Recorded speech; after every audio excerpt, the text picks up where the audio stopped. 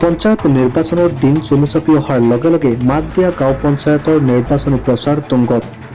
ৰাজ্যজুৰি পঞ্চায়ত নিৰ্বাচনক কেন্দ্ৰ কৰি শাসক আৰু বিৰোধী পক্ষৰ মাজত ব্যাপক প্ৰচাৰৰ তৎপৰতা পৰিলক্ষিত হোৱাৰ লগতে চেঙাৰ 98 নং মাজদিয়া গাঁও পঞ্চায়তৰ 7 নং ৱাৰ্ডৰ গাদিহালী পামৰ সদস্য পদৰ প্ৰাৰ্থী আক্তাৰ হুছেইনৰ নিৰ্বাচনী প্ৰচাৰ দৃশ্যমান হৈ পৰিছে। আজি আক্তাৰ হুছেইনে নিৰ্বাচনী কাৰ্যালয় উদ্বোধন কৰি তেখেতৰ প্ৰতীক চিহ্নৰ টেক্সি গাড়ীৰ ছবিত ভোট বিচাৰি আনুষ্ঠানিকভাৱে প্ৰচাৰৰ শুভ আৰম্ভণি কৰে।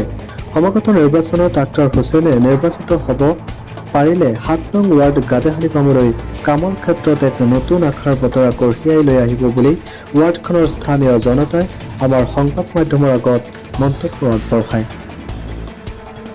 চেঙাৰ পৰা লালচান খুৰাৰ ৰিপৰ্ট, পাব্লিক টক্স 24 নৰ্থ ইষ্ট। তেখেতৰ সবিশেষ তেখেতে যিহেতু আমাৰ ৱাৰ্ডৰ সৈতে খেলি আছে ৱাৰ্ড মেম্বাৰত, আৰু আমি ৰাইজে তেওঁক বহুত সঁহাৰি যোগাইছোঁ যাতে তেওঁ এই পঞ্চায়ত নিৰ্বাচনত উত্তীৰ্ণ হয়, আৰু উত্তীৰ্ণ হোৱাৰ পাছত তেখেতে আমাৰ গাঁৱৰ কাৰণে বহুতখিনি কাম কৰিব বুলি আমি আশা কৰিছোঁ। সমূহ ৰাইজে সেই আশাৰে তেখেতক ছাপোৰ্ট কৰিছোঁ আৰু তেখেতক আমাৰ বহুমূলীয়া ভোটটো দি তেখেতক আমি জয়যুক্ত কৰিম বুলি আশা কৰিছোঁ, যাতে জয়যুক্ত পিছত তেখেতে আমাৰ কাৰণে কাম কৰে, আমাৰ যিখিনি সমস্যা আছে সেই সমস্যাখিনি সমাধান কৰি দিয়ে। এইখিনি আমাৰ তেওঁৰ ওপৰত আশা, আৰু এই আশাৰে আমি তেওঁৰ লগত আছোঁ। অন্তৰ্গত 7 নং ৱাৰ্ডৰ পৰা মই আক্তাৰ হুছেইন সদস্য পদৰ নিৰ্বাচিত হৈছোঁ।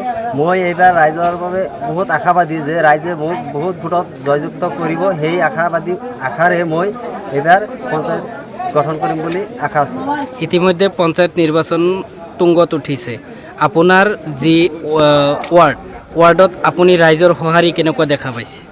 ৰাইজৰ বহুত সঁহাৰি পাইছোঁ, ৰাইজে বহুত ছাপোৰ্ট কৰি আছে, ৰাইজে মোক এইবাৰ জিকাব বুলি বহুত আশাবাদী। আপুনি ৰাইজক কি প্ৰতিশ্ৰুতি দিয়ে?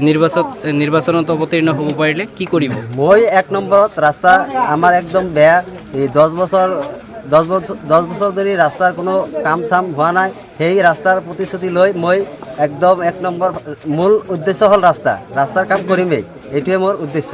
ছাৰে ৰাজনৈতিক মুক্ত কৰিছে, সেইকাৰণে মই ৰাইজৰ আশীৰ্বাদত, যিহেতু নিৰ্দলীয় প্ৰাৰ্থী বিচাৰিছে, কোনো টিকটৰ ব্যৱধান নাই, টকা পইচাৰ লেনদেন নাই, সেইকাৰণে মই ভাবিছোঁ যে এইবাৰ এটা সুবিধা আছে, এই সুবিধাত যাতে মই অনাগত দিনত এই সমাজখনক উন্নত কৰিব পাৰোঁ, তাৰ কাৰণে বহুত চেষ্টা কৰিম আৰু ৰাইজেও মোৰ লগত সহযোগিতা কৰিব। সেইকাৰণে মই এইবাৰ নিৰ্বাচন খেলিম বুলি প্ৰতিশ্ৰুতিবদ্ধ হৈছোঁ, আৰু ৰাইজেও মোৰ বাবে বহুত সঁহাৰি জনাইছে। এই সন্দৰ্ভত ক'ব বিচাৰোঁ যে সম্পূৰ্ণ দীৰ্ঘ বিশ্বাস আছে যে তেখেতে যদি উত্তীৰ্ণ হ'ব পাৰে, আমাৰ ৰাইজৰ হকে কাম কৰিব, ৰাইজৰ যিখিনি সমাজ, আমাৰ ৱাৰ্ডত যিখিনি দুৰ্নীতি আছে সেইখিনিতো সমাধান কৰিব বুলি আশা কৰিছোঁ, আৰু তাৰ কাৰণে আমিও তেওঁৰ লগত আছোঁ, আৰু আমাৰ বহুমূলীয়া ভোটটো তেখেতক দি ভাবিছোঁ যে আগন্তুক দিনত উত্তীৰ্ণ কৰিম। আৰু যদি তেওঁ উত্তীৰ্ণ হৈ আহে আৰু তেখেতে যাতে আমাৰ কাৰণে আমাৰ যিখিনি সমস্যা আছে সেইখিনি সমস্যা দূৰ কৰে, সেই আশালৈ আমি তেখেতৰ লগত আছোঁ, আৰু তেখেতে এই ৱাৰ্ড মেম্বাৰ হৈ ভোট খেলি আছে বুলি, আৰু তেওঁ জয়যুক্ত হৈ আমাক বহুত সহায় কৰিব বুলি আশা কৰিছোঁ। এইখিনিয়ে।